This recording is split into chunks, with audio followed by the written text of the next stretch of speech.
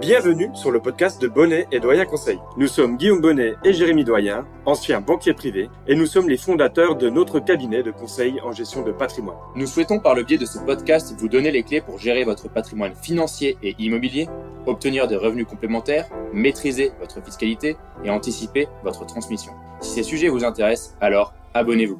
Nous vous souhaitons une très bonne écoute. Et aujourd'hui, on va regarder et s'arrêter sur le plan d'épargne retraite pour savoir si c'est la solution miracle pour réduire ses impôts et préparer sa retraite. Et pour démarrer ce podcast, on va déjà définir ce que c'est le plan d'épargne retraite, le fameux PER. On commencera par les caractéristiques du PER et ensuite on ira voir un petit peu les objectifs. Pourquoi mettre en place un plan d'épargne retraite et dans quelle situation on doit absolument utiliser ce placement pour son patrimoine et la gestion de ses finances. Et là, la première chose à dire pour le plan d'épargne retraite, c'est déjà qu'il s'adresse à tout le monde, ou en tout cas quasi tout le monde, et que une personne physique peut avoir un ou plusieurs PER. Donc Guillaume, que je sois majeur ou mineur, je peux avoir un PER et je peux en avoir plusieurs ? Oui, c'est exactement ça. C'est-à-dire que en tant que personne physique, moi, je peux avoir un PER chez une compagnie d'assurance et je peux en avoir un deuxième dans une autre compagnie. Et de la même manière, pour mes enfants, je peux décider de leur ouvrir un plan d'épargne retraite qu'ils auront et sur lequel ils pourront verser leur épargne en profitant des plafonds dont on parlera par la suite. Et justement, tu viens de le dire, on va parler du coup des caractéristiques du plan d'épargne retraite. Déjà, normalement, la plupart des personnes le savent, le plan d'épargne retraite permet de réduire sa fiscalité. Mais pour réduire sa fiscalité, il y a un plafond maximum et on va essayer d'être clair sur ce plafond pour que vous compreniez bien quel montant vous pouvez placer et qui sera déductible de votre revenu global. Voilà, on va essayer vraiment d'être précis en 2 points. Le premier point, pour être très clair, sur un PER, il n'y a pas de plafond sur les sommes que vous pouvez verser au global. C'est-à-dire que si vous voulez verser 100 000 euros, vous avez le droit.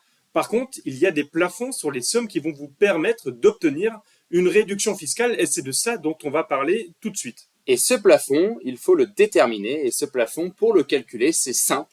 Soit vous prenez 10% du PAS, c'est-à-dire 4 399 euros, ou 10% de vos revenus dans la limite de 8 fois le PAS, dans la limite donc de 35 192 euros. Point important, je reprends sur le 10% des revenus, ça veut donc dire que quelqu'un qui gagnerait 50 000 euros aurait un plafond à 5 000 euros, car 10% de ses revenus, alors que quelqu'un qui gagnerait 20 000 euros n'aurait pas un plafond à 2 000 euros, mais un plafond à 4 399 euros qui correspond aux 10% du PAS. On choisit le meilleur des deux en fonction de sa situation personnelle. Point important également, j'ai bien expliqué la limite des 8 fois le PAS, c'est-à-dire que quelqu'un qui gagne 500 000 euros à l'année ne peut pas déduire 50 000 euros, il pourra déduire uniquement 35 192 euros pour l'année 2023. Donc Jérémy, pour être très clair, il y a 2 façons de calculer. Soit si en 2023, on gagne moins de 43 992 euros, qui est le plafond annuel de la sécurité sociale, donc le PAS, à ce moment-là, on utilise les 10% de ce plafond du PAS, on est à 4 399 euros. Si par contre, on a des revenus qui sont supérieurs à ce plafond, là, on prendra bien les 10% de nos revenus que nous déclarons de notre côté. Tout à fait, Guillaume. Point important également, lors de votre déclaration d'impôt, quand vous recevez votre avis d'imposition, vous avez votre dernière page où il y a des plafonds écrits sur le plan d'épargne retraite, des plafonds qu'il est possible d'utiliser quand on ne les a pas utilisés les années précédentes.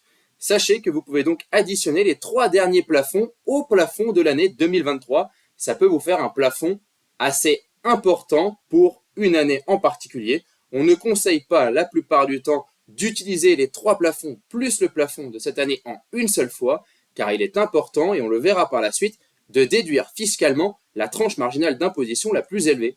Mais on verra ça dans les objectifs juste après. Et en plus de ces 3 années antérieures qu'il est possible d'utiliser à tout moment, on peut également rappeler qu'il est possible d'utiliser les plafonds du conjoint si celui-ci ne les a pas préalablement utilisés. De la même manière, si vous avez des enfants, ils ont droit à un plafond, vu qu'ils ont le droit également d'ouvrir un PER. Ils ont donc également, puisqu'ils n'ont pas de revenus de leur côté, droit au plafond qui correspond aux 10% du PAS, donc de verser 4 399 euros. Cela vous paraît peut-être compliqué et c'est pour ça qu'il faut souvent faire appel à un conseiller en gestion de patrimoine comme Guillaume et moi pour vous accompagner sur la mise en place d'un plan d'épargne retraite. Point important, juste après ce calcul de plafond, on va parler des points d'attention, donc encore d'autres caractéristiques de ce placement. À quoi il faut faire attention quand on place son épargne sur le plan d'épargne retraite? Eh bien, je pense que la chose la plus importante dont il faut avoir conscience quand on investit son argent sur un plan d'épargne retraite, c'est que cette épargne, elle est destinée, comme vous pouvez le deviner dans le nom du plan, à la retraite.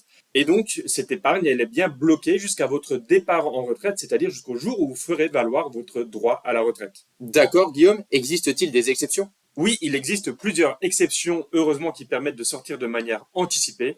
On ne va pas toutes les donner de manière exhaustive, mais on peut dire par exemple que l'acquisition de la résidence principale permet de récupérer son épargne sur le plan d'épargne retraite, comme par exemple la fin des droits au chômage.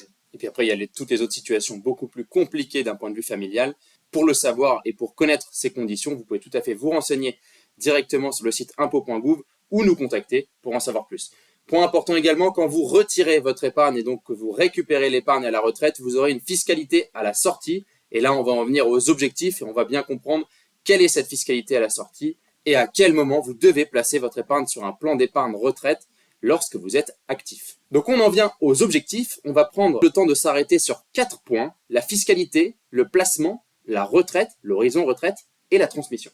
Et Jérémy, la première question qu'on peut se poser, c'est justement quel va être l'impact du PER et des versements qu'on fait dessus sur notre fiscalité? Comment est-ce que ça fonctionne concrètement? Eh bien Guillaume, je vais te prendre un exemple simple. Imaginons que tu gagnes aujourd'hui 50 000 euros de revenus. Ta tranche marginale d'imposition, c'est-à-dire ta tranche la plus haute d'imposition, est de 30%.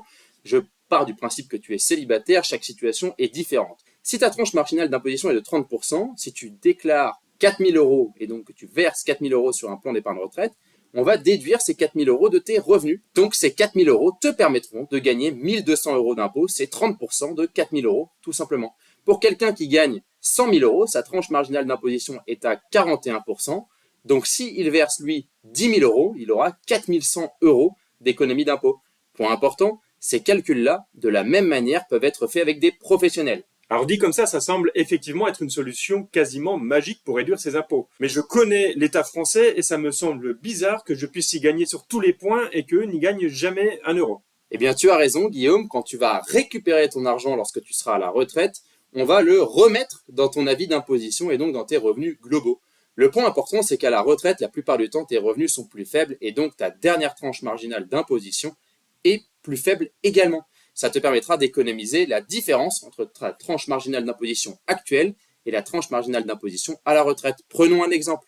Si tu as mis ces fameux 4 000 euros quand tu gagnais 50 000 euros, ça t'a fait 1 200 euros d'économie d'impôt.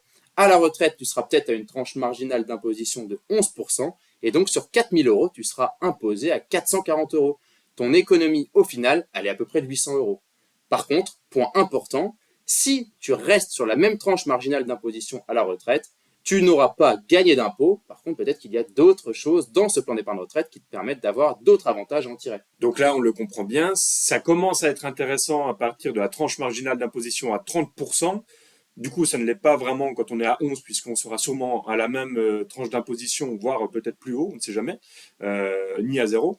Et c'est encore plus intéressant pour ceux qui ont des revenus encore plus importants et donc qui vont être à 41, 45, voire un peu plus avec la contribution exceptionnelle sur les hauts revenus. Donc au-delà de 30%, le PER commence à être intéressant. Pour sa fiscalité, oui, mais peut-être que les autres objectifs peuvent répondre à toute personne, et on va en parler juste après. Et justement, je vais t'interroger sur la partie placement. Guillaume, quand on met son épargne sur le plan d'épargne retraite, sur quoi on investit? Eh bien là, le PER s'avère être également très intéressant sur cette partie-là. Pour ceux qui sont familiers, par exemple, avec le contrat d'assurance vie, la ressemblance, elle est frappante sur les possibilités de placement à l'intérieur d'un plan d'épargne retraite. C'est-à-dire qu'on va pouvoir soit avoir une poche sécuritaire où on est sur du fonds en euros, soit diversifier sur ce qu'on appelle des unités de compte.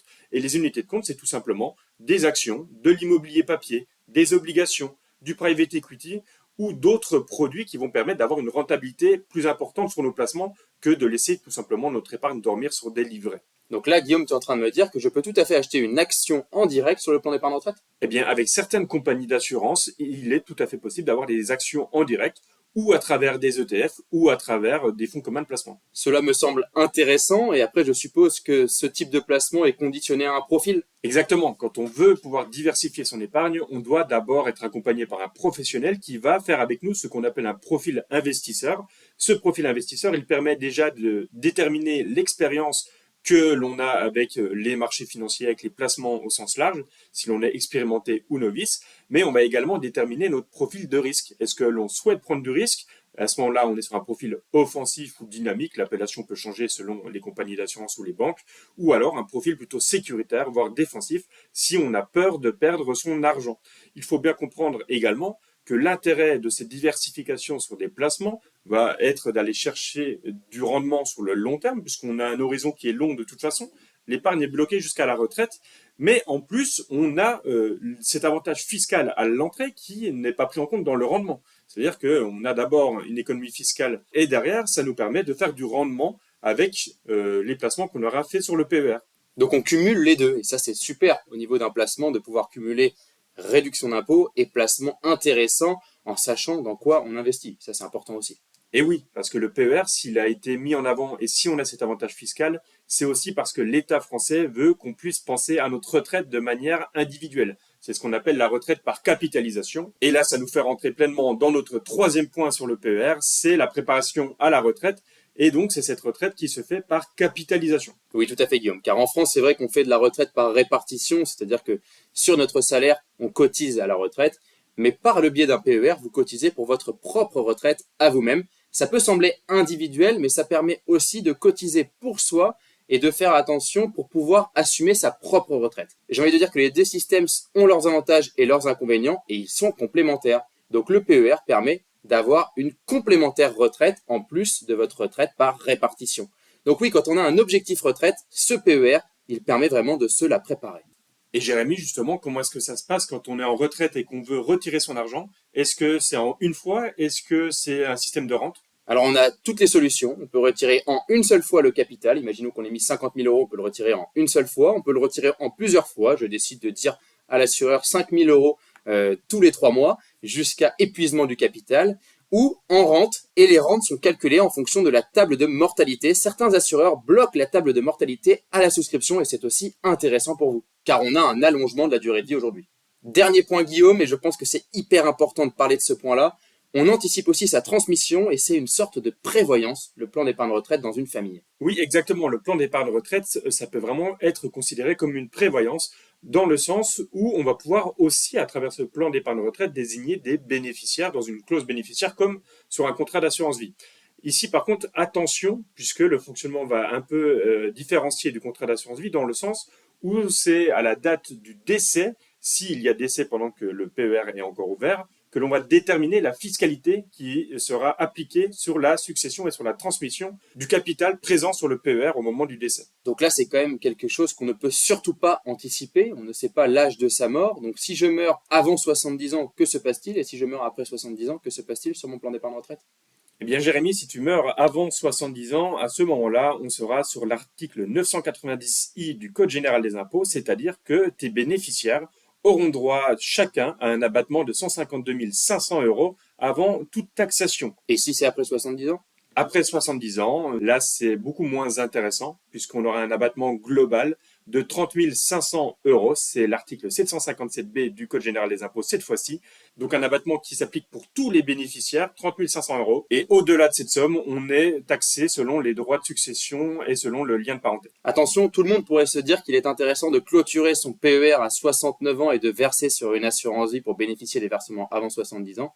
Ce n'est pas forcément le cas dans toutes les situations. Si votre plan d'épargne retraite, cette épargne est destinée à votre conjoint, il n'y a aucun intérêt à racheter un PER pour le verser sur une assurance vie. Par contre, si cette épargne est destinée pour vos enfants, à ce moment-là, 69 ans, la manœuvre peut peut-être valoir le coup. Bien sûr, un accompagnement avec un professionnel est encore une fois nécessaire, vous le comprenez bien, ce produit n'est pas si simple et il demande une attention particulière dans votre épargne. Allez, pour conclure, on va rappeler les grandes caractéristiques du plan d'épargne retraite. Le premier, c'est déjà qu'il va vous permettre d'améliorer votre fiscalité. Mais attention ici, il faut bien prendre en compte votre tranche marginale d'imposition et savoir que vous avez des plafonds. Vous ne pouvez pas déduire ce que vous voulez selon les versements que vous allez faire. Ensuite, le PER, bien sûr, c'est une solution de placement et de diversification pour vos investissements et pour préparer la retraite avec une capitalisation au sein de ce plan d'épargne retraite qui vous permettra, une fois en retraite, justement, de pouvoir récupérer votre argent soit en capital, soit sous forme de rente. Et bien sûr, le plan d'épargne retraite le porte dans son nom. Vous préparez votre retraite par capitalisation par le biais du plan d'épargne retraite et vous anticipez votre transmission.